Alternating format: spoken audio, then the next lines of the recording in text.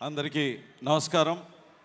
వేదిక మీద ఉన్న పెద్దలందరికీ, జనసేన పార్టీ అధ్యక్షులు పవన్ కళ్యాణ్ గారికి, అలాగే ఈ 12వ ఆవిర్భావ దినోత్సవానికి వచ్చేసిన జన సైనికులకి, వీర మహిళలకి, 2 రాష్ట్రాల నుంచి వచ్చిన కార్యకర్తలందరికీ కూడా నా హృదయపూర్వక నమస్కారాలు.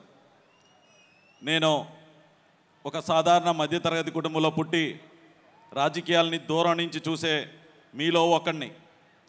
కానీ నాకు అందరికన్నా ఎక్కువ ఒక అరుదైన అవకాశాన్ని ఇచ్చి పార్లమెంట్లో మొట్టమొదటి జనసేన అభ్యర్థిగా నేను ప్రమాణం స్వీకారం చేసినందుకు చాలా గర్వపడుతున్నాను.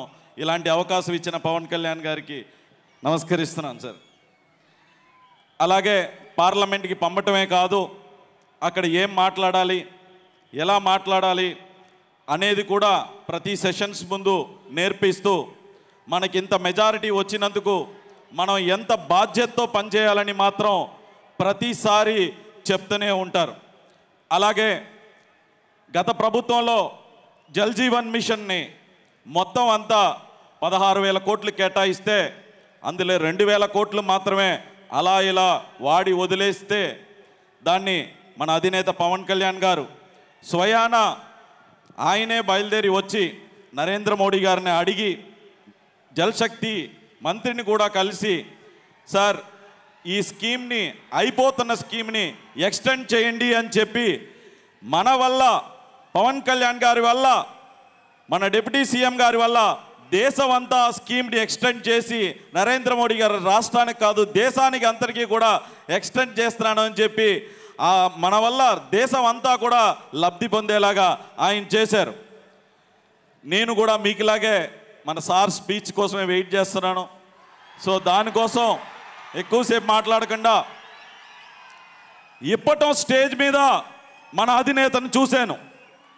ఒక వేటకెళ్తున్న సింహంలా కనిపించారు.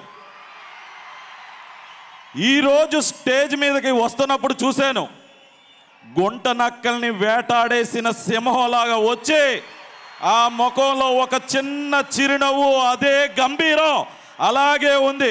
మీరు ఒక్కసారి క్లోజప్లో కనుక చూస్తే అది క్లియర్ కట్గా ఒక సింహం గుంట నక్కల్ని వేటాడేసి వచ్చిన, రాష్ట్రాన్ని ఇబ్బంది పెడుతున్న గుంట నక్కల్ని వేటాడేసి వచ్చిన ఒక సింహంలాగా ఉంటారు. సార్ ఎప్పుడూ కూడా మీ వెంటే ఉంటాం, మీరు చెప్పిందే చేస్తాం, మీరు అప్పచెప్పిన బాధ్యతల్ని తప్పక పాటిస్తూ ఈ అవకాశాన్ని ఇచ్చిన మీకు హృదయపూర్వక నమస్కారాలు చెప్తూ సెలవు తీసుకుంటున్నాను. ధన్యవాదాలు.